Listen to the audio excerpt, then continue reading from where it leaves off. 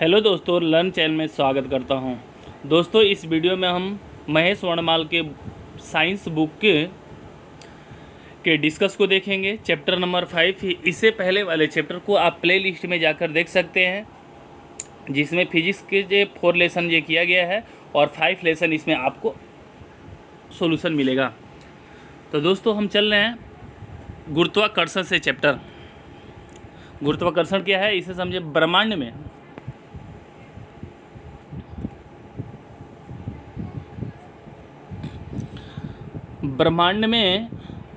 स्थिर द्रव्यमान युक्त पिंड एक दूसरे को अपनी ओर आकर्षित करते हैं।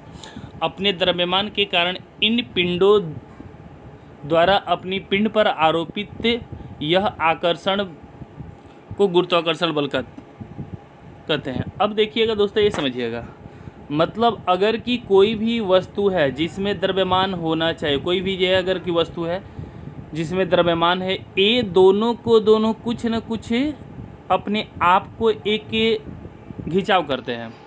यानी ब्रह्मांड का कोई भी पिंड हो, अपने आप में एक दूसरे को खिंचाव तनाव ये करते हैं, खींचते रहते हैं। इसी को हम करते हैं गुरुत्वाकर्षण। ये ध्यान दीजिएगा। तो वहीं ये बताया गया, ब्रह्मांड में स्थित द्रव्यमान युक्त पिंड एक दूसरे को अपनी ओर आकर्षित करते हैं और इसी बल को हम ये कहते हैं कि गुरुत्वाकर्षण बल कहते हैं। ठीक है। पिंड की यह प्रकृति गुरुत्वाकर्षण ये कहलाती है।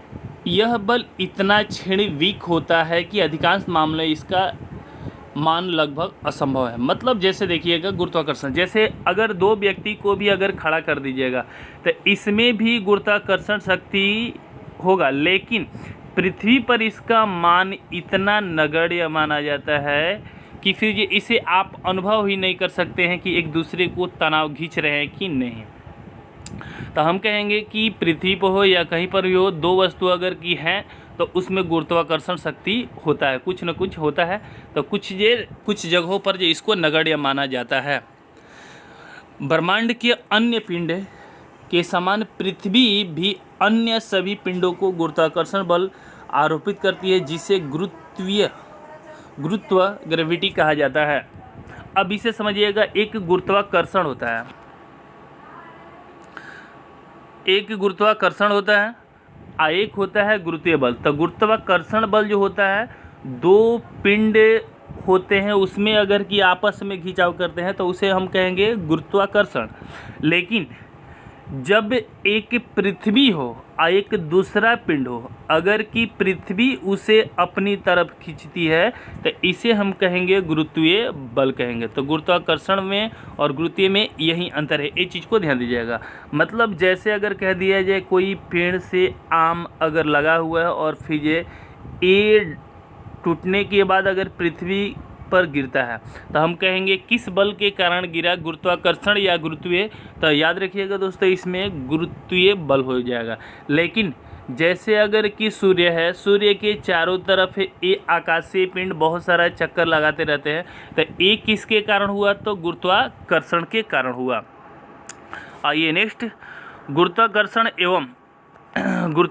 एवं गुरुत्वीय बल के उदाहरण देखें। सूर्य एवं अन्य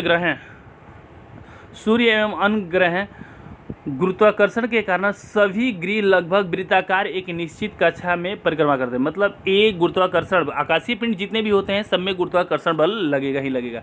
पृथ्वी के गुरुत्व प्रभाव से ही वर्षा की बूंदें नीचे आती है। मतलब इसमें कहेंगे गुरुत्वीय बल लगेगा कि क्योंकि ऊपर से जब आकाश में है बादल, तो फिर वो बूंद के रूप में नीचे गिरा, तो पृथ्वी अपनी ओर खींच रही है, तो इस बल को हम कहते हैं गुरुत्वीय बल। फिर ये देखिएगा कि ऊपर की ओर फेंकी हुई वस्तु पुनः पृथ्वी पर वापस आ जाती है, इसमें भी गुरुत्वीय बल। व्यक्ति हवा में तैरने के स्थान पर भूमि पर ही तैरता रहता है, ये भी ये गुरुत्वीय बल का ही एग्जाम्पल है।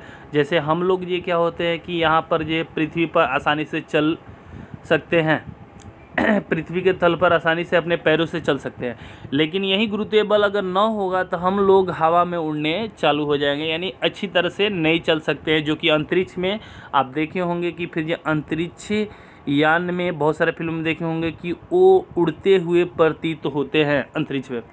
तो ये गुरुत्वीय बल के कमी के कारण होता है। नेक्स्ट, पृथ्वी के गुरुत्व और चंद्रमा के गुरुत्वाकर्षण के कारण ही चंद्रमा एक निश्चित कक्षा में पृथ्वी का परिक्रमा कर लेता है। यानी पृथ्वी अपनी आप को गुरुत्वीय बल लगाते हैं, लेकिन चंद्रमा और पृथ्वी के बीच में दोनों में जो लगेगा क्या कहेंगे, गुरुत्वाकर्षण बल कहेंगे, जिससे ये चंद्रमा क्या करता है, पृथ्वी का चक्कर लगाता रहता है। सूर्य, चंद्रमा, पृथ्वी गुरुत्वाकर्षण के कारण ही ज्वार भाटा आता है। ये दोस्तों ये देखिएगा कि मतलब ये सूर्य हो गया, ये चंद्रमा हो गया, ये पृथ्वी हो गया। सपोज करके चलिए कि सूर्य ऊपर में हो गया, सन हो गया, फिर ये मून हो गया, अर्थ हो गया। तो अब इस कंडीशन में क्या होता है, एक दूसरे को सब खींचना चालू कर दे। नीचे से इसने खींचा, फिर ये सूर्य ने चंद्रमा को खींचा और सूर्य का प्रभाव पृथ्वी पर पड़ रहा है। तो इस प्रकार से पृथ्वी का जो यहाँ पर समुद्र में जल होता है ऊपर उठता है। जब एक सीध में होते हैं तीनों तो बहुत हाई ऊपर उठता है, इसी को कहते हैं ज्वार। आज जब हाई उठेगा ऊपर तो फिर ये नीचे तो निश्चित आना है, तो इसको हम कहेंगे क्या चीज़, भाटा। तो ये देखिएगा ज्वार भाटा ये किसके कारण होता है, तो सूर्य, चंद्रमा और पृथ्वी के गुरुत्वाकर्षण बल के कारण, न कि गुरुत्वीय बल के कारण। इस चीज़ को ध्यान दीजिएगा दोस्तों।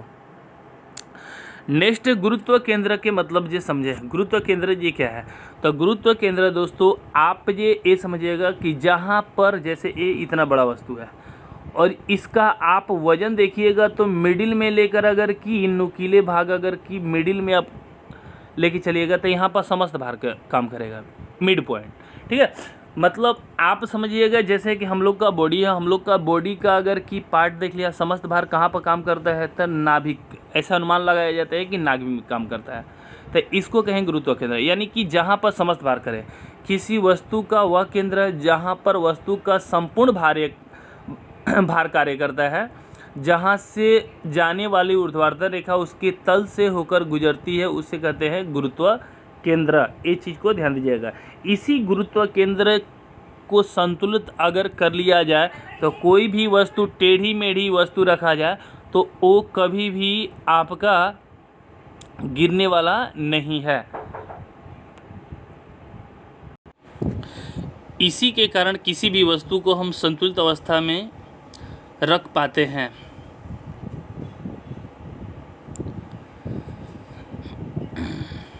जैसे एक गेंद, फुटबॉल के गेंद को अगर की अंगुली पर नचाना हो तो उसको केंद्र, सेंट्रल केंद्र पर जो आपको अंगुली को लगाना पड़ेगा। एक थाली को अगर नचाना हो तो फिर जो आप देखिएगा सेंटर वाले भाग पर ही अंगुली को अगर लगाते हैं, एंट्री करते हैं, तब फिर वो ये संतुलित अवस्था में घूर्णन कर सकता है। तो इसको याद रखिएगा। कोई भी अगर कि मान के चलिए कि एक मंदिर बनाया हुआ है, ऐसे तिरछा बनाया हुआ है, इसका हमेशा जो गुरुत्व केंद्र जो होता है आधार से होकर जाता है। पीसा का मीनार जो होता है झुका हुआ है, पूरा जो झुका हुआ है, इस प्रकार ये गिरता नहीं है, लेकिन इसका कारण ये है कि इसका जो है गुरुत्व केंद्र होता है वो आधार को बीचों बीच से होकर ये गुजरता है।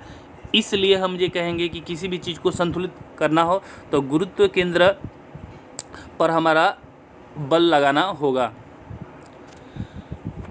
एग्जाम्पल, पीसा के झुके हुए मीनार गुरुत्व केंद्र की अनुप्रयोग है। पीसा के मीनार झुके होने के बाद भी खड़ी है क्योंकि उसका गुरुत्व केंद्र से होकर जाने वाली रेखा तल के अंदर से होकर जाती है। यानी तल के अंदर मतलब गुरुत्व केंद्र के आधार से होकर ये जाती है। अगर वहीं गुरुत्व केंद्र से अगर कि बाहर अगर चले जाए तो गिरने की संभावना रहेगी। नेक्स्ट, किसी दो पिंड के मध्य प्रभावी आकर्षण बल, गुरुत्वाकर्षण बल उन दोनों पिंडों के द्रव्यमान के समानुपाती, गुणनफल के समानुपाती तथा उन दोनों पिंडों के मध्य के दूरी के वर्ग के व्युत्क्रमानुपाती होता है। मतलब ये समझिएगा दोस्तों क्या है, मतलब मान के चलिए आकाशीय पिंड यहाँ पर एक यम द्रव्यमान, m1 द्रव्यमान और m2 द्रव्यमान के, ठीक है। तो और फिर इसकी दूरी अगर की r है तो इसका संबंध देख लिया जाए, गुरुत्वाकर्षण बल ये क्या हो सकता है। तो आप दोस्तों याद रखिएगा कि द्रव्यमान पर डिपेंड करता है और त्रिज्या पर डिपेंड करता है गुरुत्वाकर्षण। यानी जितना ही ज़्यादा द्रव्यमान होगा उतना ही उसमें गुरुत्वाकर्षण शक्ति बहुत काफ़ी होगा। लेकिन यदि r दूरी अगर बढ़ता है तो आपको गुरुत्वाकर्षण शक्ति की जो क्रिया है वो क्या होना है, कम होता है। फॉर एग्जांपल आप एक चुम्बक लेकर समझिएगा, एक छोटा सा यहाँ पर चुम्बक और यहाँ पर दोनों का अगर द्रव्यमान कुछ है तो यहाँ पर इन दोनों के बीच में अगर जो बल लगेगा, इनके बीच के जो द्रव्यमान होगा उनके गुणनफल के, यानी ये 10 kg है, ये 15 kg है, तो इनके गुणनफल के द्रव्यमान के समान गुरुत्वाकर्षण बल लगेगा। दूसरी बात, दूरी से संबंधित, दूरी से हम क्या करते हैं, दूरी के वर्ग कर और फिर जो डिवाइड करते हैं, ठीक है, तब फिर इसका जो गुरुत्वाकर्षण बल का फॉर्मूला प्राप्त होता है। अर्थात आप ये याद रखिएगा, जितना ही नज़दीक रहेगा उसमें गुरुत्वाकर्षण शक्ति बहुत काफ़ी लगने वाला है, जितना ही दूर रहेगा उसमें गुरुत्वाकर्षण शक्ति बहुत कम लगने वाला है। इसी के कारण आप ये समझिएगा कि सूर्य के नज़दीक में एक बुध ग्रह है, ठीक है, बुध ग्रह है, तो बुध और मान के चलिए कि पृथ्वी, यहाँ पर शुक्र हो जाएगा, फिर पृथ्वी हो जाएगा। तो इस कंडीशन में हम देखेंगे कि सूर्य सन जो होगा वो हमेशा अपने ये सभी पर गुरुत्वाकर्षण बल लगा रहा है। तो एक गुरुत्वाकर्षण बल से ये देख रहे हैं कि इसका जो बुध का है वो दूरी बहुत कम है, नज़दीक में है, और ये पृथ्वी इतना दूर है। तो ये देखिएगा सूर्य के नज़दीक है, ये गुरुत्वाकर्षण शक्ति के कारण बहुत जल्दी इसका जो परिक्रमा कर लेता है। तो जितना ही नज़दीक रहता है उस पर गुरुत्वाकर्षण शक्ति बहुत काफ़ी प्रभाव पड़ता है। लेकिन जे देखिएगा पृथ्वी को एग्जाम्पल मान के चलिए कितना दूर है, इसलिए इस पर ये क्या होता है कि बहुत काफ़ी टाइम पे बुध की अपेक्षा काफ़ी लग जाता है। तो ये चीज़ को समझिएगा कि द्रव्यमान, दूसरी बात द्रव्यमान पर डिपेंड करता है, यानी द्रव्यमान अगर कि ज़्यादा है तो फिर ये ज़्यादा गुरुत्वाकर्षण बल लग सकता है। तो यहाँ पर ये चीज़ को समझाया गया है कि फोर्स जो होता है वो दोनों के द्रव्यमान के गुणनफल के बराबर, और फोर्स जो होता है आर के वर्ग के, यानी त्रिज्या के वर्ग के व्युत्क्रम होता है। दोनों कथनों से अगर फॉर्मूला निकालिएगा तो एफ जी एक सार्वत्रिक नियतांक लिया गया है, और m1 गुणे m2 बटे में r²। m1 के मतलब पहला पिंड का द्रव्यमान और फिर दूसरा पिंड का द्रव्यमान। तो यहाँ से दोस्तों आपको क्वेश्चन बन सकता है, यदि r को अगर बढ़ाया जाए तो गुरुत्वाकर्षण शक्ति, मतलब दूरी बढ़ाया जाए तो गुरुत्वाकर्षण शक्ति जो बताइएगा क्या होगा, तो गुरुत्वाकर्षण शक्ति घटना चालू हो जाएगा, ठीक है। तो आर को यहाँ से क्वेश्चन बन सकता है कि यदि हम आर को दुगना कर दें तो बताइए गुरुत्वाकर्षण शक्ति क्या होगा। तो आर को दुगना, आर को यहाँ पर हम लेकर रखेंगे तो स्क्वायर हो जाएगा, यानी हम कहेंगे कि 1/4 कम हो जाएगा, गुरुत्वाकर्षण शक्ति कम हो जाएगा, ठीक है। ये चीज़ को समझिएगा। यानी दूसरी बात, यम से संबंधित जितना ही बड़ा पिंड है उसमें गुरुत्वाकर्षण शक्ति बहुत काफ़ी लगने वाला है, यानी उसके इर्द गिर्द बहुत सारे ये पिंड रहेंगे। जी का मान सार्वत्रिक, एक देखिएगा ऑस्मॉल जी होता है, एक जी है, तो ये ब्रह्मांड वाले सार्वत्रिक नियतांक है। ये जो हो जाएगा पृथ्वी का गुरुत्वीय त्वरण के रूप में लिया जाता है। तो जी सार्वत्रिक गुरुत्वाकर्षण नियतांक होता है। सार्वत्रिक गुरुत्वाकर्षण नियतांक उस आकर्षण बल के बराबर होता है जो एकांक दूरी, मतलब 1 मीटर की दूरी पर 2 एकांक द्रव्यमान, यानी 1 मीटर की दूरी पर यहाँ पर एक द्रव्यमान है, यहाँ पर द्रव्यमान का वस्तु है, दोनों के बीच में जो कार्य होता है उसी को कहेंगे हम जी। इसका मान दोस्तों याद कर लीजिएगा, कभी कभी एग्जाम में बन जाता है। तो 6.67 गुणे 10⁻⁻11 न्यूटन मीटर स्क्वायर प्रति केजी स्क्वायर होता है। एक नियत होता है, कहीं पे भी ब्रह्मांड में चले जाइएगा सब जगह क्या होता है, नियत होता है।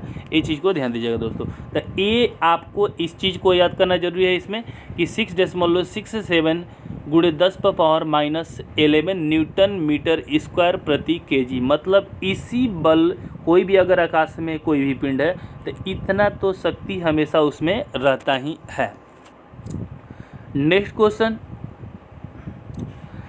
ये फॉर्मूला का दोस्तों ये दर्शाया गया है कि फॉर्मूला ये मतलब हम कैसे निकाल सकते हैं, एम का मान द्रव्यमान ऐसे ये गुरुत्वीय क्षेत्र की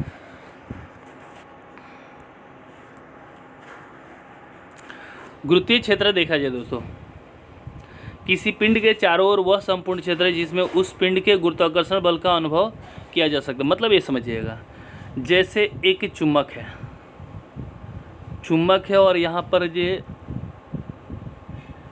कुछ चुंबकीय पदार्थ है, लोहा मान के चलिए, तो ये मान के चलिए कि इसका प्रभाव यहाँ पर अभी नहीं इसको आकर्षित कर, लेकिन इसे अगर घिसकाते जाएंगे यहाँ पर मान के चलिए कि इसे आकर्षण करने की क्षमता कुछ होने लगा, तो जहाँ तक इसका प्रभाव दिखने के लिए मिला इसी को हम कहते हैं, इसके चारों ओर घुमा देंगे वृत्ताकार, तो इसी को कहेंगे चुंबकीय क्षेत्र कहते हैं। और यहाँ पर गुरुत्वीय क्षेत्र मतलब वही होता है कि कोई पिंड है और पिंड का जहाँ तक इसका आकर्षण शक्ति जो किसी पिंड पर लग रहा है उसी को हम कहेंगे गुरुत्वीय क्षेत्र, हम जो कहेंगे। ये चीज़ को ध्यान दीजिएगा दोस्तों, यानी जहाँ पर उसका करंट, जैसे बिजली हम देखते हैं कि बहुत बड़े बड़े ट्रांसफार्मर से बिजली जो निकलता है, वहाँ से देखिएगा आप जो वायर को टच भी नहीं कीजिएगा लेकिन ये दूर से ही करंट देना चालू कर देता है, तो इसको हम कहेंगे विद्युत क्षेत्र कहेंगे। उसी तरह गुरुत्वीय क्षेत्र होता है कि जहाँ पर प्रभाव उसका अनुभव किया जा सकता है।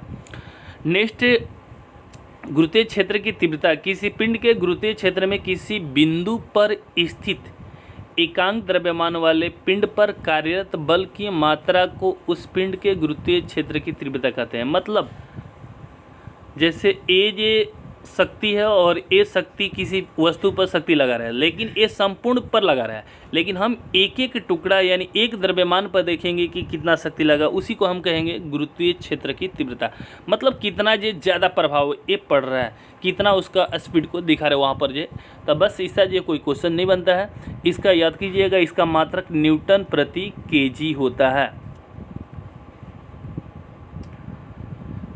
तो देखिएगा यहाँ पर न्यूटन प्रति केजी, तो गुरुत्वीय क्षेत्र की फॉर्मूला को याद रख लीजिए अगर करना हो, लेकिन ज़रूरत नहीं है। I बराबर F/m होता है, क्योंकि हमने देखा कि गुरुत्वीय क्षेत्र की तीव्रता बराबर परिभाषा में पढ़े हुए थे एकांक द्रव्यमान, मतलब यम द्रव्यमान का कोई वस्तु है, F अगर गुरुत्वाकर्षण बल लग रहा है तो ए हम कहेंगे एक द्रव्यमान पर निकालेंगे, तो एक पर निकालेंगे यम पर, जब F तो एक पर निकालेंगे तो F और बटे में क्या होगा, यम हो जाएगा। जैसे हम कहते हैं ना, चूँकि का प्रश्न रहता है कि 10 वस्तु का दाम 20 रुपया है तो एक वस्तु का दाम निकालते हैं तो क्या होता है, डिवाइड कर देते, तो उसी तरह यहाँ पर है।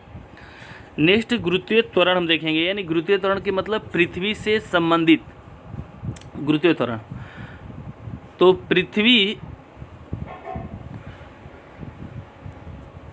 त्वरण पृथ्वी की ओर स्वतंत्र रूप से गिरती हुई सभी वस्तुओं में पृथ्वी के गुरुत्वीय बल के कारण एक त्वरण उत्पन्न होता है जिसे गुरुत्वीय त्वरण कहते हैं। मतलब इसमें याद रखिएगा कि पृथ्वी अपनी ओर खींचने के लिए एक बल लगाती है, उसी को हम कहते हैं गुरुत्वीय त्वरण। अर्थात पृथ्वी पर स्वतंत्र रूप से गिरती हुई किसी वस्तु के वेग में होने वाला वृद्धि को हम कहते हैं गुरुत्वीय त्वरण कहते हैं। ये चीज़ को ध्यान दीजिएगा। हाँ दोस्तों, यहाँ पर एक चीज़ को याद रखिएगा, जब अगर मान के चलिए कुछ ऊंचाई पर एक वस्तु रखी गई है, ये पृथ्वी पर गिरना चालू करें, तो ये देखिएगा यहाँ पर आएगा, ऐसे ऐसे आते जाएगा, तो ये ध्यान दीजिएगा गिरता जाएगा। तो गिरने की कंडीशन में जब ऊपर से थोड़ा सा रहेगा तो यहाँ पर कुछ न कुछ गुरुत्वीय बल गुरुत्वीय त्वरण क्या होगा, कम होगा। लेकिन जस पृथ्वी के नज़दीक जाएगा उतना ही गुरुत्वीय त्वरण जे काफ़ी हो जाता है। ये चीज़ को ध्यान दीजिएगा, यानी कि गुरुत्वीय त्वरण जे यहाँ पर बहुत काफ़ी हो जाते हैं, नज़दीक जाने पर गुरुत्वीय त्वरण बहुत काफ़ी हो जाता है। ये चीज़ को ध्यान दीजिएगा। लेकिन ऊंचाई बढ़ेगा तो गुरुत्वीय त्वरण क्या होगा, घटता जाएगा। ये चीज़ को ध्यान दीजिएगा। अगला इसे जी और स्मॉल जी से जो प्रदर्शित किया जाता है, क्योंकि बड़ा जी से सार्वत्रिक गुरुत्वाकर्षण का नियतांक को दर्शाते थे। गुरुत्वीय त्वरण वस्तु के रूप, आकार, द्रव्यमान पर निर्भर नहीं करता है। ये चीज़ को ध्यान दीजिएगा। मतलब ये कहना चाह रहे हैं कि एक 10 केजी का द्रव्यमान, एक 20 केजी का द्रव्यमान, एक 10 केजी का ले लीजिए, एक 20 केजी का वस्तु को ले लीजिए, और दोनों को समान ऊंचाई से अगर गिराते हैं, एक छत के समान ऊंचाई से गिराते हैं, तो दोनों समान समय में ही पहुंचेगा। ये चीज़ को ध्यान दीजिएगा। आकार, रूप, द्रव्यमान पर कोई भी डिपेंड नहीं करता है दोस्तों। तो क्वेश्चन बनता है बहुत अच्छा क्वेश्चन कि समान ऊंचाई से भिन्न भिन्न द्रव्यमान, भिन्न भिन्न आकार और भिन्न भिन्न रूप वाले किसी वस्तु को गिराया जाए तो एक ही समय पहुंचेगा, या भिन्न भिन्न समय पहुंचेगा तो एक ही समय पर पहुंचेगा। ये चीज़ को ध्यान दीजिएगा। जी का मान भिन्न भिन्न ग्रहों पर, उपग्रहों पर, आकाशीय पिंडों पर अलग अलग हो सकता है, होता है। ये चीज़ को ध्यान दीजिएगा दोस्तों। मतलब जी का मान अगर देखेंगे हम तो जी का मान उपग्रह, पिंड, कहीं पर भी चलिएगा, पृथ्वी पर भी ये इसका ये भिन्नता दर्शाया जाता है।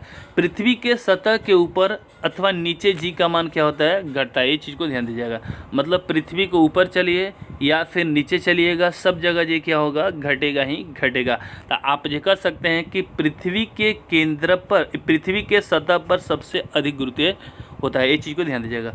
यहाँ से क्वेश्चन दोस्तों एक ये बनता है कि जैसे पृथ्वी है, पृथ्वी का ए वाला केंद्र भाग हो जाएगा जो कि हम विषुवत रेखा कहते हैं, यहाँ पर ध्रुव हो जाएगा 90 डिग्री पर। तो याद रखिएगा जी का मान 0 डिग्री पर 0 होता है, मतलब एकदम नगण्य मात्रा होता है। लेकिन जस जस जी अगर ध्रुव की ओर बढ़ते हैं उतना ही जी का मान ये क्या होता है, बढ़ता जाता है। यानी सर्वाधिक जी का मान कह दिया जाए कहाँ पर होता है, तो याद रखिएगा ध्रुवों पर होता है। ये चीज़ को ध्यान दीजिएगा। अब इसका भी कुछ कारण है, क्योंकि यहाँ पर त्रिज्या बहुत काफ़ी, अभी देखे थे गुरुत्वाकर्षण बल में देखे थे, त्रिज्या जितना ही काफ़ी होगा उसमें बल की क्षमता क्या होगा, बहुत कम होने लगेगा। और यहाँ पर देखिएगा तो त्रिज्या बहुत गया क्या होता है, कम होता है। इसलिए ध्रुवों पर जो त्रिज्या अगर कम होगा तो उसमें गुरुत्वाकर्षण बल जो होगा, गुरुत्वीय बल जो होगा वो बहुत काफ़ी लगना जे चालू होगा। नेक्स्ट, गुरुत्वीय त्वरण एवं गुरुत्वीय नियतांक के संबंध दिखाया गया है। फॉर्मूला बनाया गया है कि एफ बराबर, अभी जो पीछे देखे हुए थे कि एफ बराबर G M E M, M E के मतलब पृथ्वी का द्रव्यमान है, और यम कोई पिंड हो जाएगा, आर स्क्वायर मतलब पृथ्वी की त्रिज्या। तो गुरुत्वाकर्षण बल के कारण गुरुत्वीय त्वरण जी उत्पन्न होता है। तो न्यूटन के द्वितीय नियम के अनुसार एफ बराबर एम जी, या एम में आप पढ़े हुए हैं तो एम जी यहाँ पर लेंगे, गुरुत्वीय त्वरण का बात कर रहे हैं। तो जी का मान यहाँ पर एम जी बराबर इतना रखा गया है। तो यम को अगर हम ये देखेंगे तो यहाँ से ये कट कर सकते हैं। तो यहाँ पर देखिएगा ये वाला आपका फॉर्मूला बन जाएगा। तो दोस्तों फॉर्मूला को याद कर लीजिएगा, जी बराबर जी इंटू एम ई बटे में आर ई का स्क्वायर। ई के मतलब अर्थ को डिनोट कर रहा है, पृथ्वी को डिनोट कर रहा है। ठीक है। नेक्स्ट,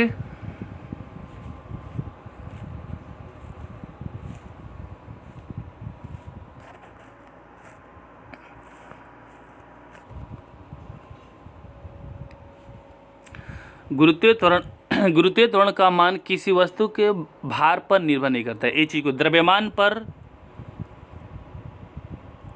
निर्भर करेगा लेकिन भार पर निर्भर नहीं करेगा, आकार पर निर्भर नहीं करेगा। तो गुरुत्वीय त्वरण की मान ये भार पर निर्भर नहीं करता, अर्थात किसी समान ऊंचाई से अलग अलग भार के पिंड को अगर एक साथ गिराया जाता है तो पृथ्वी पर आदर्श स्थिति में, मतलब ये वायुमंडल का प्रभाव उस पर नहीं पड़ना चाहिए। ये नहीं कि एक ये लोहा ले लें और एक कागज़ का टुकड़ा ले लें, दोनों को अगर गिरा रहे हैं तो फिर ये एक समान ये समय पर गिरेगा, नहीं, ऐसा नहीं हो सकता है। क्योंकि आपको वायुमंडलीय दाब कागज़ पर बहुत काफ़ी प्रभाव डाल देगा और लोहा पर बहुत कम। तो इस कंडीशन में ये चीज़ को कहा गया है कि समान समय पर गिरेगा। कब? जब वायुमंडल का प्रभाव, वायुमंडलीय दाब का प्रभाव अगर नगण्य होगा तब एक कंडीशन दर्शाया गया है।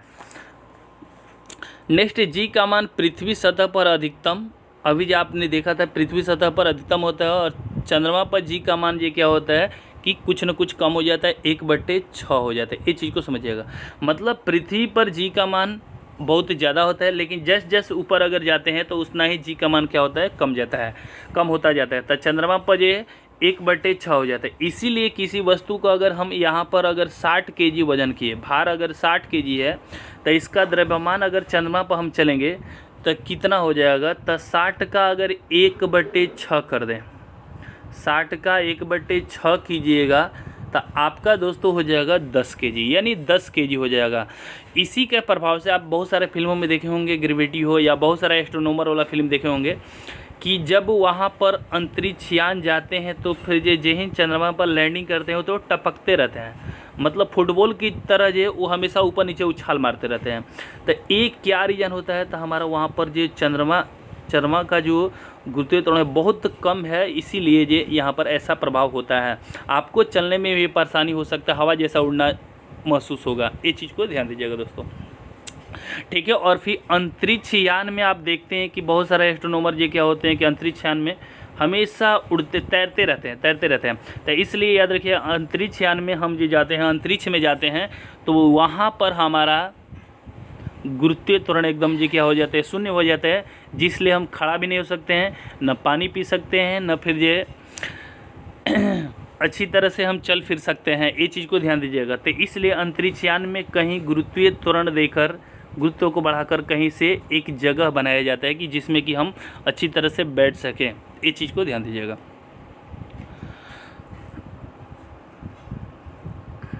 लेकिन याद रखिएगा दोस्तों कि चंद्रमा पर हमारा ये भार में कमी हो सकता है, लेकिन द्रव्यमान में कोई चेंजिंग नहीं हो सकता है। तो कोई कह दे कि बताइएगा, यदि 10 केजी का वस्तु अगर की है, 10 केजी का वस्तु है और फिर चंद्रमा से अगर पृथ्वी पर आता है, तो इसका द्रव्यमान बताइएगा क्या होगा? कुछ नहीं होगा, 10 का 10 रहेगा। लेकिन अगर कि आपको कोई कह दे कि 10 न्यूटन का चंद्रमा पर कोई सामान है, न्यूटन भार का सामान है, और इसे हम पृथ्वी पर लाते हैं, तो क्या होगा? तो इसका भार निश्चित है कि पृथ्वी पर आएगा, तो इसका उल्टा मतलब बढ़ जाएगा, 6 गुना बढ़ जाएगा, यानी 60 केजी हो जाएगा। दोस्तों ये चीज़ को ध्यान दीजिएगा। इसीलिए यहाँ पर चंद्रमा पर कहा जाता है कि अगर कि हम पृथ्वी पर फुटबॉल को अगर उछाल करते हैं, अगर कि 10 मीटर उछाल करते हैं, तो वो चंद्रमा पर जाकर अगर इतना ही बल से अगर लगाकर उसे जे उछाला जाए, तो आपको 10 का 6 गुना उछाल करेगा। यानी कि याद रखिएगा, उछाल उसमें बहुत काफ़ी होने लगा, क्योंकि गुरुत्वीय प्रभाव बहुत कम होने लगा। उसी तरह भार में क्या होता है, कमी हो जाता है, लेकिन उछाल में बहुत काफ़ी वृद्धि हो जाता है। इस चीज़ को ध्यान दीजिएगा, यानी हल्का महसूस होगा। जी गुरुत्वीय त्वरण को प्रदर्शित करता है। एक जे कैपिटल जी जो होता है, गुरुत्वाकर्षण के नियतांक को प्रदर्शित करता है, जो हमेशा ब्रह्मांड में नियत रहता है। जी का मान भिन्न भिन्न स्थानों पर अलग अलग हो सकता है, लेकिन कैपिटल जी का मान कभी भी चेंज नहीं होता है, सर्वत्र समान रहता है।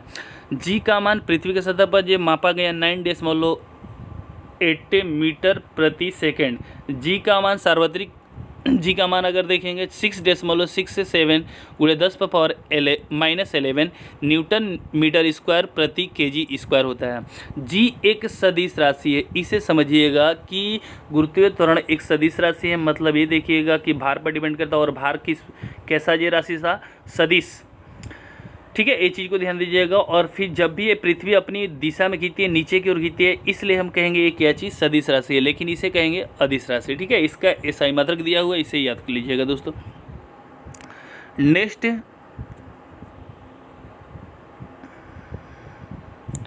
चंद्रमा पर गुरुत्वीय त्वरण का एवं वस्तु का भार। चंद्रमा की सतह पर गुरुत्वीय त्वरण 1.625 मीटर प्रति सेकेंड स्क्वायर है, जो पृथ्वी के गुरुत्वीय त्वरण का 1/6 भाग है।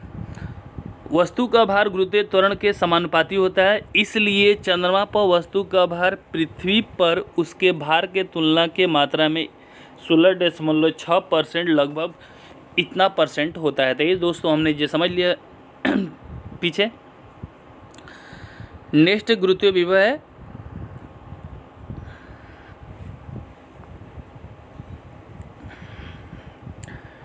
नेक्स्ट ये क्वेश्चन को हम देखें।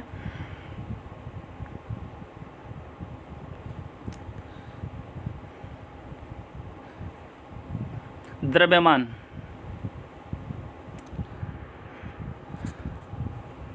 द्रव्यमान क्या है, ये चीज़ को हम देखें। किसी पिंड में उपस्थित पदार्थ की मात्रा को हम ये कहते हैं द्रव्यमान। इसे समझिएगा। मतलब ये अगर कि एक कलम है, तो इतना जो यहाँ पर पदार्थ जो शामिल है सब इसमें, इसको हम कहेंगे द्रव्यमान। ठीक है, अब ये हल्का हो सकता है, वजनदार हो सकता है, कुछ भी हो सकता है। ये चीज़ को ध्यान दीजिएगा। ये हो गया द्रव्यमान। तो द्रव्यमान को हमने पहले भी बताया था कि इसे हम ये कहते हैं अदिश राशि, लेकिन भार क्या होता है, सदिश राशि होता है। तो भार जब होता है, जब पृथ्वी अपनी ओर गुरुत्वीय बल से जो घीचती है, तो उसमें जो मात्रा निकलता है उसी को कहते हैं हम भार। तो भार को हम कहेंगे सदिश राशि। ये चीज़ को ध्यान दीजिएगा। तो किसी पिंड में उपस्थित पदार्थ यानी जितना उसका आकार है उसी को हम मुझे कहेंगे कि अच्छी पदार्थ की मात्रा यानी कि द्रव्यमान कहेंगे। द्रव्यमान पदार्थ की सर्वाधिक आधारभूत गुण है और एक आधारभूत भौतिक राशि है। इस चीज़ को ध्यान दीजिएगा। किसी पिंड का द्रव्यमान कभी भी शून्य नहीं हो सकता है, यानी ये चीज़ को याद रखिएगा, कभी भी शून्य नहीं हो सकता है। यानी कि ए ओला इतना है तो कहीं पर भी अगर कि कलम का आकार ऐसा है तो कहीं पर हम अंतरिक्ष में ले जाएं या ध्रुव पर ले जाएं, कहीं पर भी लेकर जाएंगे तो ए आकार कभी चेंज नहीं होना है, लेकिन इसका वजन हो सकता है, चेंज हो सकता है, कहीं इधर उधर ले जाएंगे तब। तो याद रखिएगा द्रव्यमान चेंज नहीं होता, लेकिन ये भार क्या होता है, चेंज हो सकता है। इस चीज़ को ध्यान दीजिएगा। समानतः किसी पिंड का द्रव्यमान कभी भी परिवर्तित नहीं होता है, परंतु नाभिकीय अभिक्रिया के दौरान जब किसी पदार्थ अत्यंत सूक्ष्म मात्रा बृहत ऊर्जा में परिवर्तित हो जाता है उस कंडीशन में द्रव्यमान कुछ कमी हो जाता है। मतलब ये समझिएगा, जैसे ए पदार्थ है, इसे अगर हम टुकड़ा करेंगे, तोड़ेंगे तो तोड़ते जाएंगे तो ए इधर उधर छिटपुट हो जाएगा। तो अब बताइएगा इसका आकार उतना ही रह गया या फिर चेंज हो गया। तो दोस्तों चेंज हो गया, तो हम कहेंगे कि इस कंडीशन में, टूटने की कंडीशन में चेंजिंग हो सकता है। इसीलिए कहा गया नाभिकीय अभिक्रिया जब होती है तो या तो इसका जो संलयन में बढ़ सकता है, द्रव्यमान बढ़ सकता है, या फिर जो विखंडन होगा तो इसका जो द्रव्यमान चेंज हो सकता है। तब विखंडन के कंडीशन में नाभिकीय संलयन हो या विखंडन हो, इसमें द्रव्यमान चेंज हो सकता है। ठीक है, नेक्स्ट भार पर जो संबंधित जो क्वेश्चन को देखें।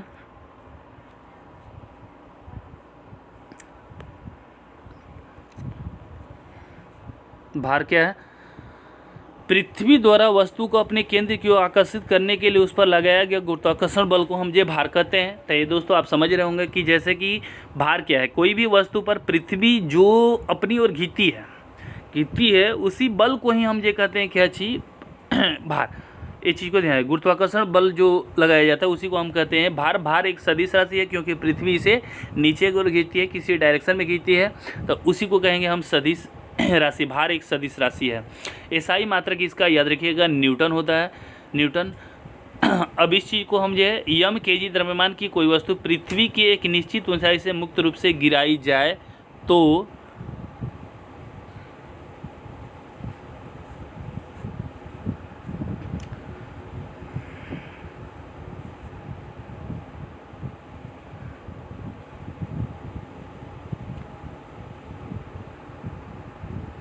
अब देख लीजिए द्रव्यमान एवं भार में कमी अंतर देख लें। किसी वस्तु द्रव्यमान किसी वस्तु में निहित कुल द्रव्य की मात्रा द्रव्यमान कहते हैं। मतलब जो वस्तु में पदार्थ है उसी को हम कहेंगे, जो बनावट है उसी को कहेंगे द्रव्यमान। भार जो केंद्र की ओर खींचता है, मतलब जो बल पृथ्वी जे अपने बल से जो खींचता है उसी को हम ये कहेंगे भार। किसी वस्तु का द्रव्यमान सभी स्थानों पर एक समान होता है, लेकिन भार क्या हो सकता है, भिन्न भिन्न। द्रव्यमान एक अदिश राशि है, भार सदिश राशि है। द्रव्यमान का मापक भौतिक तुला है, लेकिन इसे कमानीदार, जब भी वजन को नापना होता है तो कमानीदार तुला से नापते हैं। जी किसी स्थान पर जी का मान शून्य होने पर द्रव्यमान में परिवर्तन नहीं होता है। मतलब जी का कुछ भी हो सकता है लेकिन द्रव्यमान चेंज नहीं होगा, लेकिन जब अगर जी कुछ भी चेंज होगा तब भार भी चेंज हो सकता है। ये चीज़ को ध्यान दीजिएगा। यानी जी शून्य तब भार भी शून्य। यानी अंतरिक्ष में हम लोग का वजन, अगर कोई भी वस्तु वजनदार है तो उसका जे एकदम जे शून्य होगा। नेक्स्ट, पृथ्वी के गुरुत्वीय त्वरण में परिवर्तन। ये चीज़ को हम ये देखें। जी का मान पृथ्वी के भिन्न भिन्न स्थानों पर भिन्न भिन्न होता है। पृथ्वी के केंद्र से उस स्थान पर दूरी त्रिज्या पर निर्भर करता है। ये चीज़ को ध्यान दीजिएगा। मतलब पृथ्वी है तो पृथ्वी के मैंने बताया था गुरुत्वीय त्वरण जी पर डिपेंड करेगा। ये चीज़ को ध्यान दीजिएगा। आर पर, सॉरी दोस्तों, आर पर डिपेंड करेगा। जितना ही अगर त्रिज्या ज़्यादा रहेगा तो वहाँ पर कहेंगे कि गुरुत्वीय त्वरण बहुत कम लगेगा। पृथ्वी पर जी का मान भूमध्य रेखा पर सबसे कम, मतलब ये देखिएगा ज़्यादा आर जो हो जाएगा, इसलिए ये कहेंगे कि भूमध्य रेखा पर सबसे जी क्या होता है, यानी विषुवत रेखा 0 डिग्री पर जो पीछे में पड़ा है कि शून्य होता है, एकदम कम होता है। शून्य नहीं होता है लेकिन एकदम नगण्य की मात्रा मापा जाता है। ध्रुव पर सबसे अधिक होता है। इसका जो मुख्य कारण यही है कि त्रिज्याओं की यहाँ पर त्रिज्या बहुत बड़ा होता है, यहाँ पर त्रिज्या बहुत कम होता है चपटी होने के कारण। देखिएगा, पृथ्वी गोल नहीं है, यह ध्रुवों पर कुछ चपटी है। पृथ्वी का ध्रुवीय व्यास कम और भूमध्य रेखा का व्यास क्या है, 42 किलोमीटर का अंतर पड़ जाता है। ठीक है, मतलब ये समझिएगा जैसे कि पृथ्वी हो गया था यहाँ से यहाँ तक, और इस दूरी को हम नापते हैं, तो ये देखिएगा ध्रुवीय व्यास जो होता है कुछ न कुछ कम हो जाता है। ठीक है, 15,700 एक 14 होता है, एक होता है 15,756 होता है। ठीक है दोस्तों, तो आप याद रखिएगा ये वाला व्यास 15,756 होता है और ये ध्रुवीय व्यास 15,714 होता है, यानी जिसमें कि 42 किलोमीटर का अंतर होता है।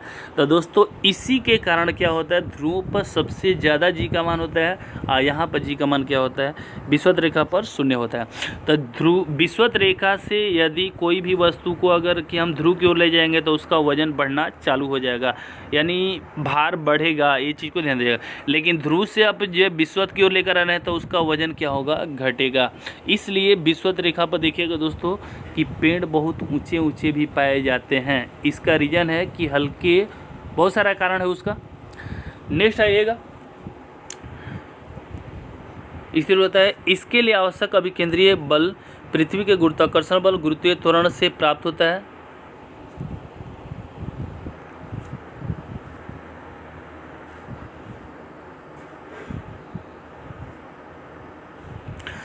हाँ दोस्तों, यहाँ पर देखें गुरुत्वीय त्वरण का के अनुसार जी और स्मॉल जी बराबर GME बटे में RE स्क्वायर। यम के मतलब पृथ्वी और फिर RE के मतलब पृथ्वी की त्रिज्या हो जाएगा। ठीक है, तो ए हो जाएगा पृथ्वी के जी के लिए, मतलब यम जे और फिर R पर डिपेंड करेगा। यहाँ पर दोस्तों ये बताया गया है कि जी का मान पृथ्वी के द्रव्यमान और त्रिज्या पर निर्भर करता है। मतलब आप समझ सकते हैं जी यम के द्रव्यमान के जे समानुपाती और त्रिज्या के वर्ग के व्युत्क्रमानुपाती होता है। नीचे जो रहता है उसके हम ये व्युत्क्रम कहते हैं, और वर्ग किया है तो व्युत्क्रमानुपाती होता है। ठीक है, ये चीज़ को समझ लीजिएगा। तो आर का मान अगर कम होने के कारण जी का मान क्या होगा, अधिक होगा, यानी डिवाइड वाला भाग जितना ही कम होगा हमारा ए वाला वैल्यू, इसका मान जो जी का मान अधिक आएगा। नेक्स्ट आइएगा कि पृथ्वी अपने अक्ष पर परितः एक निश्चित कोणीय वेग से घूर्णन करती है। जब कोई वस्तु पृथ्वी के सतह पर रखी होती है तो वह वस्तु पृथ्वी के साथ साथ उसी कोण ओमेगा से आर त्रिज्या पथ पर घूमती है। पृथ्वी पथ का केंद्र घूर्णन अक्ष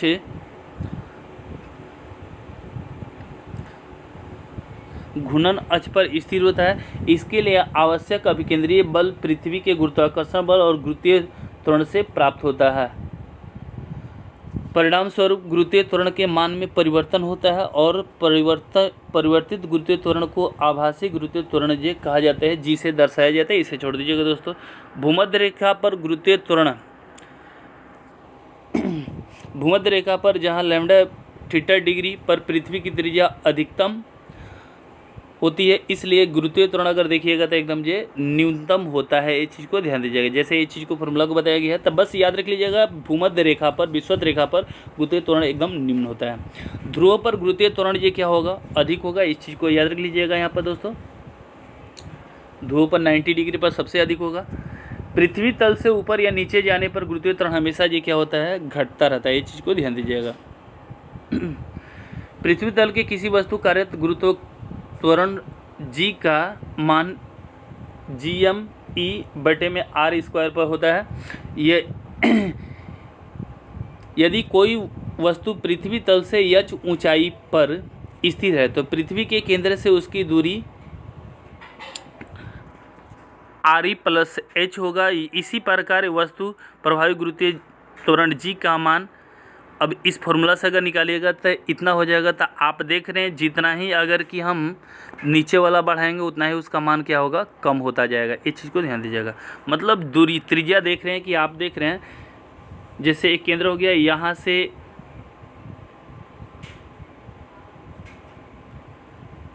एक केंद्र हो गया दोस्तों, और केंद्र से हम ए दूरी त्रिज्या R ले लिए और फिर R से कुछ और बढ़ा दिए, तो हम कहेंगे कि जितना ही अगर Q ऊपर जाएगा उतना ही जी का मान क्या होगा, कम होता जाएगा। फिर दूसरी बात, अगर नीचे भी जाएगा तो दोस्तों इधर अगर क्या आएंगे हम नीचे लाएंगे तो यहाँ से देखिएगा आर का वैल्यू प्लस इधर और आ गया और आर बढ़ गया, तो यहाँ पर भी क्या होगा, यानी ऊपर या नीचे केंद्र से अगर होकर जाता है तब फिर ये याद रखिएगा इसका मान क्या होता है, घटना बढ़ना चालू हो जाएगा। ठीक है, नेक्स्ट देखिएगा,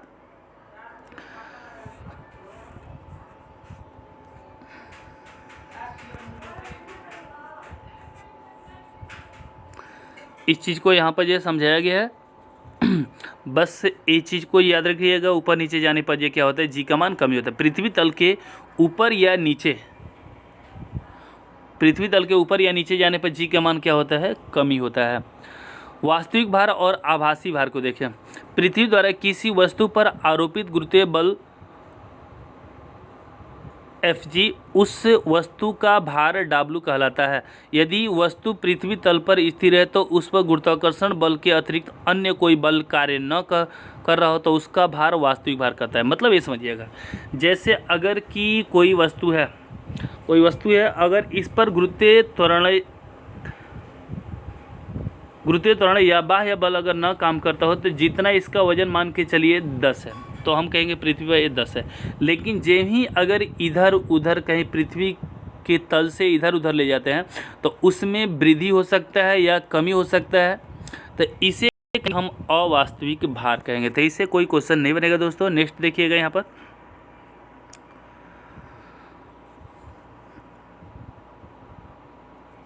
आभासी भार। यदि किसी वस्तु की विशिष्ट स्थिति के कारण कार्यरत गुरुत्वीय त्वरण के मान में परिवर्तन होना। मतलब ये कहना चाह रहा है कि जब कोई भी मतलब स्थान परिवर्तन हो तो उसमें कुछ भार में कमी महसूस होता है, उसी को कहते हैं हम आभासी भार कहते हैं। ठीक है, इस स्थिति में गुरुत्वीय बल की विपरीत दिशा में वस्तु एक लंबवत बल कार्य करता है। यह बल उस वस्तु के पृथ्वी से दूर रखने का प्रयास करता है। तो वस्तु का आभासी भार वस्तु पर गुरुत्वीय बल की विपरीत दिशा में आरोपित बल के बराबर होता है। लिफ्ट में आभासी भार को देखें तो यहाँ से क्वेश्चन बनता है दोस्तों, लिफ्ट को जो देखिएगा, लिफ्ट विरामावस्था में है तो वस्तु का आभासी भार उसके वास्तविक भार के बराबर होता है। मतलब लिफ्ट अगर चल फिर नहीं रहा है, स्थिर है, तो जितना वजन रहेगा वही वजन हमेशा ये दर्शाएगा। मतलब आपका वजन अगर 50 kg है तो 50 kg ही दर्शाएगा, उसका वास्तविक भार वो होगा। इस स्थिति में व्यक्ति पृथ्वी गुरुत्वीय बल के विपरीत लगने वाले बल का मान गुरुत्वीय बल के समान होता है। मतलब बल जो होगा समान रहेगा दोनों तरफ से। नेक्स्ट आएगा लिफ्ट।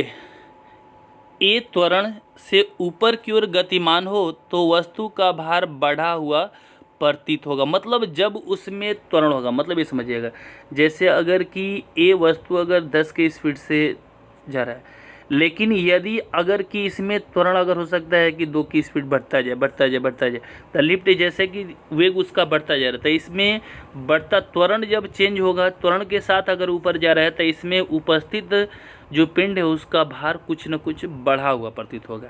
और जब ऊपर से अगर नीचे आएगा त्वरण के साथ में, यानी कि त्वरण कुछ चेंज हो रहा है, मतलब स्पीड उसका ये कुछ चेंज हो रहा है, तो इस कंडीशन में भी याद रखिएगा उस वस्तु का भार कम होगा। ठीक है, तीसरी बात कि जब समान त्वरण से जो अगर कि जाता हो, समान त्वरण से आता हो, तो भार का कोई भी परिवर्तन नहीं फीलिंग होगा।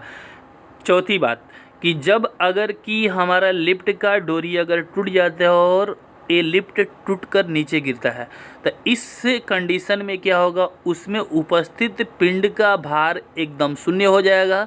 और शून्य के कंडीशन में जो लिफ्ट है, लिफ्ट का जो ऊपरी हिस्सा है उसमें व्यक्ति, जो यहाँ पर वस्तु है, जो भी है व्यक्ति है, वो जो उसके छत से जाकर टकरा जाएगा दोस्तों। तो 4 कंडीशन होता है, त्वरण के साथ ऊपर जाएगा, त्वरण जब चेंज होना चाहिए, तो ये याद रखिएगा कि घट बढ़ सकता है। ये ऊपर जब त्वरण के साथ जाएगा तो हमेशा ये भार में क्या होगा, वृद्धि होगा। जब त्वरण के साथ नीचे आएगा तब भार में कमी होगा। जब समान त्वरण के साथ ऊपर नीचे जा रहा है तब भार में कोई परिवर्तन नहीं। और एकाएक लिफ्ट अगर टूट जाता है तो इस कंडीशन में भार एकदम शून्य होगा, जिसमें कि व्यक्ति जाकर लिफ्ट के छत से टकरा जाए, ऊपरी हिस्सा से टकरा जाएगा। ठीक है,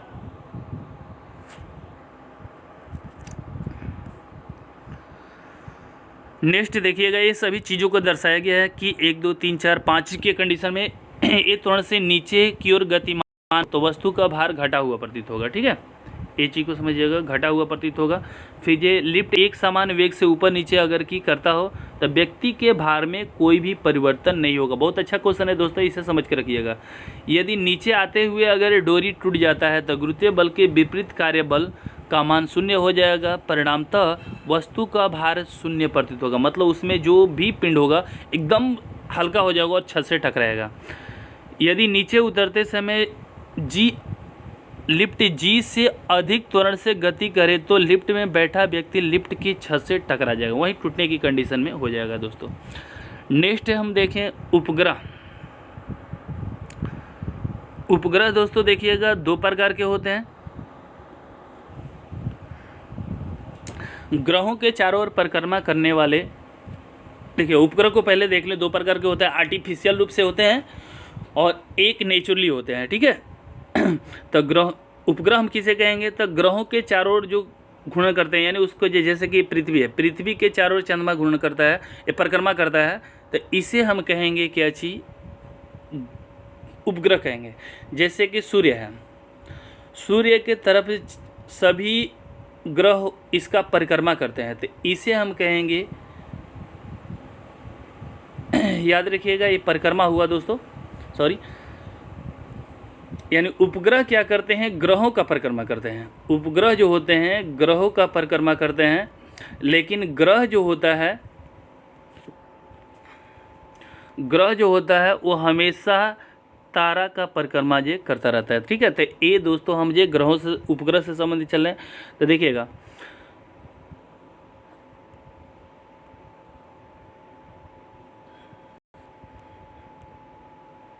तो ग्रह के चारों ओर परिक्रमा करने वाले खगोलीय पिंड को हम उपग्रह कहते हैं। जो पिंड पृथ्वी के चारों ओर परिक्रमा करते हैं भू उपग्रह कहते हैं। पृथ्वी के चारों ओर परिक्रमा करते हैं भू उपग्रह कहते हैं। उपग्रह ठीक उसी प्रकार ग्रहों को परिक्रमा करते हैं जिस प्रकार ग्रह सूर्य की परिक्रमा करते हैं। मतलब जैसे सूर्य का परिक्रमा सभी ग्रह जो करते रहते हैं इसके चारों तरफ, उसी तरह उपग्रह भी जो होते हैं, पृथ्वी का उपग्रह जो होते हैं, पृथ्वी का हमेशा जो चक्कर लगाते हैं, तो इसे भू उपग्रह जो कहा जाता है। ये चीज़ को ध्यान दीजिएगा। कुछ कृत्रिम रूप से और फिर जो कुछ जो है आपको एक ही जो पृथ्वी का उपग्रह नेचुरल रूप से एक चंद्रमा ही है, और नहीं तो सब के सब जो है आपको आर्टिफिशियल रूप से बनाया जाता है। ठीक है, तो 2 प्रकार से, प्राकृतिक और कृत्रिम। कृत्रिम में देखिएगा भूतुल्य उपग्रह, एक ध्रुवीय उपग्रह होता है। भूतुल्य उपग्रह के मतलब ध्यान दीजिएगा, और ध्रुवीय, तो भूतुल्य उपग्रह जो होते हैं वो हमेशा पृथ्वी की सतह से हमेशा 36,000 किलोमीटर की ऊंचाई पर छोड़े जाते हैं। जो इनका आवर्तकाल देखिएगा कि कितना होता है। आवर्तकाल मतलब एक चक्कर पृथ्वी को कितने समय में लगाते हैं, तो हमेशा याद रखिएगा इसका 24 घंटा होता है।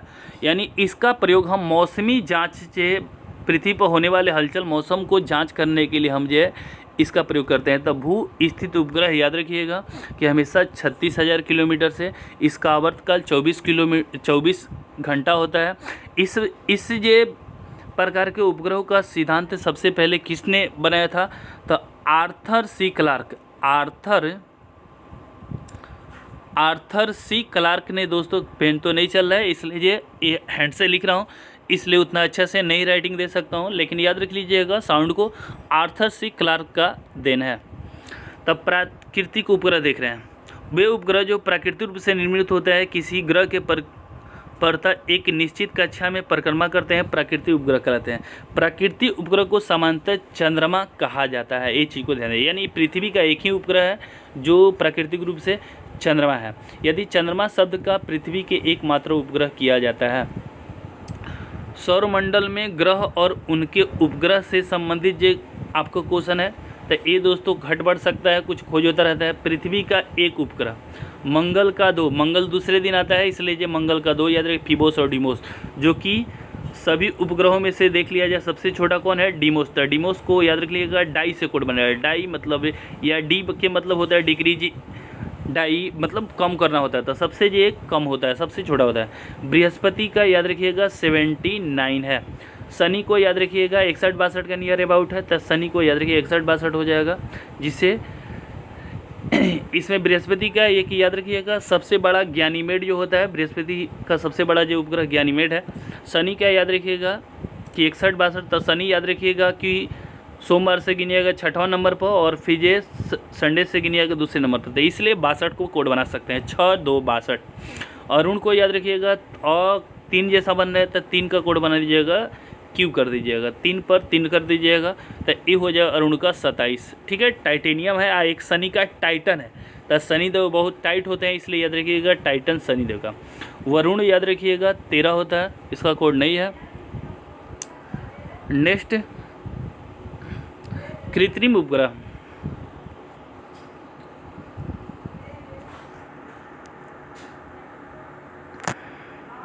कृत्रिम उपग्रह ऐसे उपग्रह जो मानव निर्मित होते हैं, विभिन्न प्रकार के सूचनाओं के लिए संचारित किए जाते हैं, उन्हें जो कहेंगे कृत्रिम उपग्रह जो कहेंगे, मतलब मानव द्वारा बनाए जाते हैं।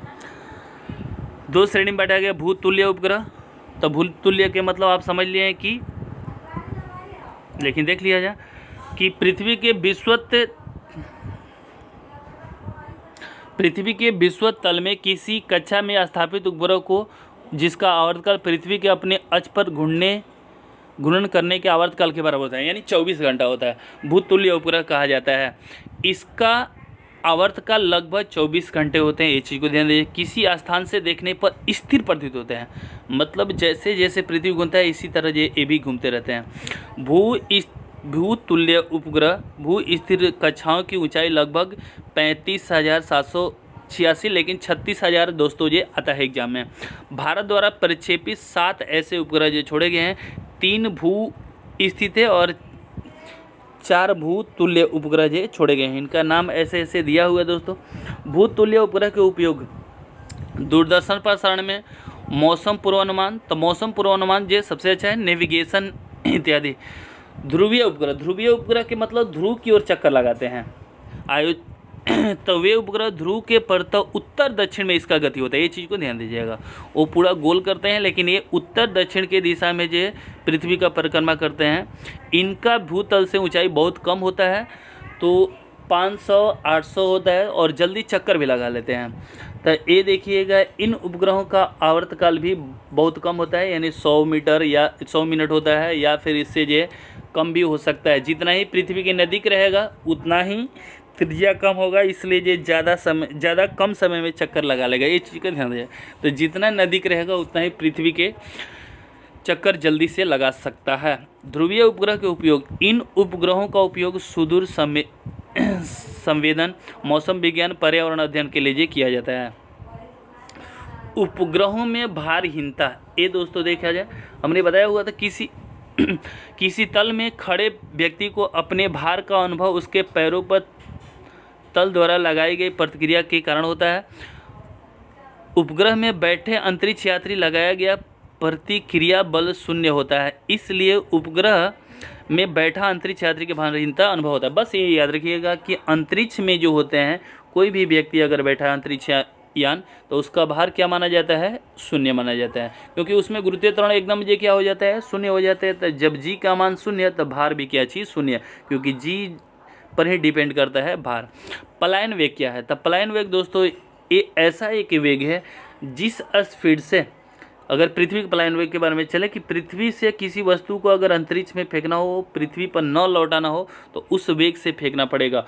तो जिस वेग से किसी वस्तु को फेंक दिया जाए और पुनः वो पृथ्वी पर न आए, तो उसको हम कहेंगे पलायन वेग कहेंगे। ये चीज़ को ध्यान दीजिए। पलायन वेग वह न्यूनतम वेग है जिससे फेंका गया कोई पिंड पृथ्वी के गुरुत्वाकर्षण क्षेत्र को पार कर जाता है, पुनः लौटकर पृथ्वी पर नहीं आता है, इसे कहते हैं पलायन वेग कहते हैं। मतलब पृथ्वी का 11.2 किलोमीटर प्रति सेकेंड होता है। ठीक है, ये चीज़ को ध्यान दीजिएगा। इतने की स्पीड से अगर कि आपने फेंक दिया किसी वस्तु को पृथ्वी से, जो रॉकेट लॉन्चिंग किया जाता है इसी सिद्धांत पर किए जाते हैं कि इतने की स्पीड से या इससे अधिक की स्पीड से अगर कि उसे छोड़ा जाए, तो वो पृथ्वी पर कभी नहीं आएगा, वो हमेशा जो अंतरिक्ष में तैरता रह जाएगा। ये चीज़ को ध्यान दीजिएगा। तब पृथ्वी को होता है, उसी तरह चंद्रमा का देखिएगा लगभग में 2.4 होता है। उसी तरह अगर सूर्य का देखिएगा डेसिमल 4 होता है। तो ए होता है, तो सबसे देखिएगा सूर्य का बहुत गुरुत्वीय त्वरण बहुत काफ़ी है, क्योंकि बड़ा है तो इसलिए गुरुत्वाकर्षण शक्ति बहुत काफ़ी लगेगा, इसलिए ज़्यादा उस पर बल लगाकर ये ज़्यादा स्पीड से फेंकना पड़ेगा। ये दोस्तों याद रख लीजिएगा। नेक्स्ट, पृथ्वी तल से पलायन वेग का मान 11.2 किलोमीटर प्रति सेकंड होता है। ये दोस्तों याद रखिएगा, 11.2 किलोमीटर प्रति सेकंड होता है। चंद्रमा का 2.38, लेकिन 2.4 याद कीजिएगा, और सूर्य का याद रखिएगा 42.4 होता है। ठीक है, ये इतना स्पीड होता है। पृथ्वी तल के पलायन वेग की अपेक्षा, जो पृथ्वी तल की अपेक्षा ये पलायन वेग चंद्रमा का क्या होता है, कम होता है, इसलिए कम ही वेग से किसी भी चंद्रमा पर अगर कम वेग से भी फेंक दीजिएगा तो वो वस्तु जो चंद्रमा पर नहीं आएगा। यही कारण है कि चंद्रमा पर गैसीय अणु ठहरने पाता। हाँ, बहुत अच्छा क्वेश्चन दोस्तों, कि कहा जाता है कि पृथ्वी पर हमारा वायुमंडल है, क्यों, और चंद्रमा पर वायुमंडल बहुत कम मात्रा में या गैस बहुत कम मात्रा में पाए जाते हैं। रीज़न यही है कि चंद्रमा का गुरुत्वीय त्वरण बहुत कम है, लेकिन इसका गुरुत्वीय त्वरण, पृथ्वी का गुरुत्वीय त्वरण बहुत काफ़ी है, इसलिए एक गुरुत्वाकर्षण बल के कारण पृथ्वी अपने वायुमंडल को खींच कर रखता है, लेकिन ये क्या करता है, खींच कर नहीं रखता है। तो गुरुत्वाकर्षण बल के कारण होता है। पृथ्वी का गुरुत्वाकर्षण बल बहुत काफ़ी है चंद्रमा की अपेक्षा। केपलर के ग्रहों का संबंधित गति नियम, तो जोहान्स ने सूर्य के परिक्रमा करने वाले ग्रहों की गति संबंधी 3 नियमों को प्रतिपादित किया था। ग्रहों की गति नियंत्रित है। तो दोस्तों याद रखिएगा, ग्रहों से जो पूछता है क्वेश्चन की ग्रहों की गति का नियम किसने खोज किया था, तो केपलर, ये चीज़ को याद रखिएगा। और सौरमंडल का हो जाएगा तो कोपरनिकस, ये चीज़ को याद रखिएगा। तो कॉपर सौर जैसा, सूर्य जैसा चमकता है, इसलिए ये कोड बनाइएगा कि कोपरनिकस सौरमंडल का, केपलर ने ग्रहों का नियम दिया था। फर्स्ट नियम देखें, प्रथम नियम कि प्रत्येक ग्रह सूर्य के ओर दीर्घवृत्ताकार परिक्रमा करते हैं। सूर्य इस दीर्घवृत्तीय कक्षा के नाभिक में केंद्रित, मतलब आप देख सकते हैं कि जैसे ए सूर्य मान के चलिए ए ऐसे वृत्ताकार कुछ घूमते हैं, तो इसके हम जो यहीं जो समझा रहे हैं प्रथम नियम के अनुसार कि प्रत्येक ग्रह जो होते हैं सूर्य के दीर्घवृत्तीय, मतलब छोटा वृत्त में नहीं, बड़ा वृत्त में घूर्णन करते रहते हैं। ये चीज़ को ध्यान दीजिएगा, लघु वृत्तीय नहीं होता है। अगला देखिएगा, एक अपसौर उपसौर है, ये चीज़ को ध्यान दीजिएगा। तो पृथ्वी से क्वेश्चन आता है कि अपसौर कब होता है, उपसौर कब होता है। तो अप, जैसे कि हम ये चलते हैं अप लिखते हैं, तो अप से ही ये इंग्लिश में वर्ड से आ जाता है। अप के मतलब ऊपर जाना, मतलब ज़्यादा दूरी, और उप दिया हुआ है तो उप को याद रखिएगा कम दूरी, यानी अपसौर बोलेगा तो पृथ्वी और सूर्य के बीच में सबसे अधिकतम दूरी जब होगा उसी को, उस दिन को हम कहते हैं अपसौर। ठीक है, जो कि 4 जुलाई को होता है। उसी तरह देखिएगा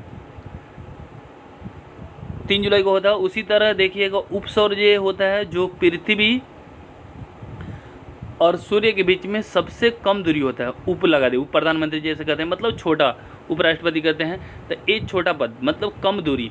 तो कम दूरी को जब बीच में होगा, उनके पृथ्वी और सूर्य के बीच में कम दूरी होगा, तो उसे हम कहेंगे उपसौर। ये चीज़ को ध्यान देते हैं। ये होता है 3 जनवरी को होता है दोस्तों, ये चीज़ को ध्यान दीजिएगा। सॉरी दोस्तों, 4 जनवरी को होता है, 3 जुलाई को होता है। नेक्स्ट द्वितीय नियम अथवा क्षेत्रीय वेग का नियम। प्रत्येक ग्रह सूर्य के चारों ओर इस प्रकार गति करता है कि ग्रह को सूर्य से मिलने वाली रेखा समय के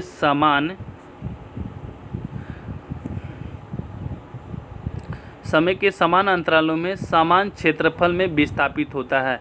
केपलर का द्वितीय नियम कोणीय संवेग संरक्षण का नियम पर आधारित है। सूर्य से दूर होने पर ग्रहों का वेग कम और पास होने पर ग्रहों का वेग अधिक होता। मतलब ये समझिएगा दोस्तों, अभी हमने पीछे बताया हुआ था कि जितना ही हम किसी पिंड के नज़दीक रहेंगे उतना ही जल्दी चक्कर लगा लेंगे।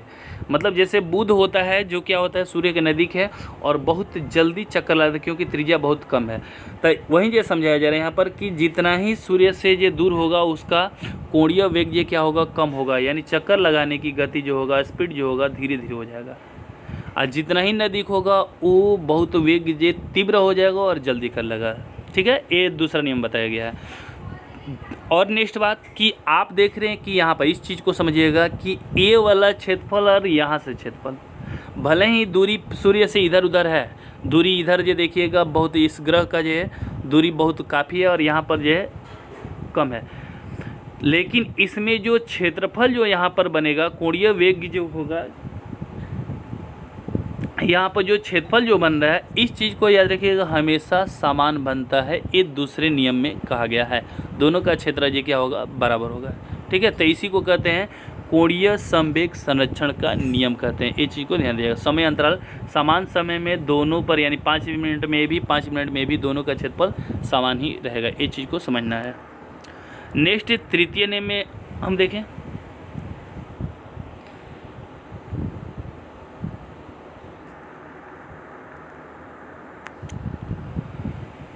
तृतीय नियम अर्थात परिक्रमा कालों का नियम। किसी ग्रह द्वारा सूर्य के एक पूर्ण चक्कर लगाने के लिए समय आवर्तकाल का वर्ग उसकी दीर्घवृत्तीय कक्षा के अर्ध दीर्घ अक्ष की तृतीय घात के समानुपाती होता है। मतलब ये समझिएगा कि आवर्तकाल होता है, जो टाइम होता है, हमेशा द्विघात करें और फिर त्वरण इसमें जो होगा उसके द्विघात के त्रिघात के समानुपाती होता है। ये चीज़ को याद रखिएगा दोस्तों। तो दोस्तों अब ये आपको इस चैप्टर में कुछ ये ऑब्जेक्टिव क्वेश्चन है उसको देख लिया जाए। गुरुत्वीय विभव का मान हमेशा क्या होता है, सदैव क्या होता है, तो ऋणात्मक होता है। ये चीज़ को ध्यान दीजिएगा। पिंड का भार ध्रुव पर सर्वाधिक होता है। नेक्स्ट, निर्यात में अंतरिक्ष यात्री सीधे खड़े नहीं हो पाते हैं क्योंकि गुरुत्व वहाँ पर रहता ही नहीं है। पृथ्वी का पलायन वेग कितना है, तो 11.2 किलोमीटर प्रति सेकंड है। तो दोस्तों यदि आपको वीडियो अच्छा लगा हो तो कमेंट, लाइक, सब्सक्राइब जरूर कीजिएगा और बेल आइकन को दबा दीजिएगा, जिससे नेक्स्ट नोटिफिकेशन आपको मिलता रहे। और मेरा NCERT महेश वर्णमाल का NCERT के सभी बुकों का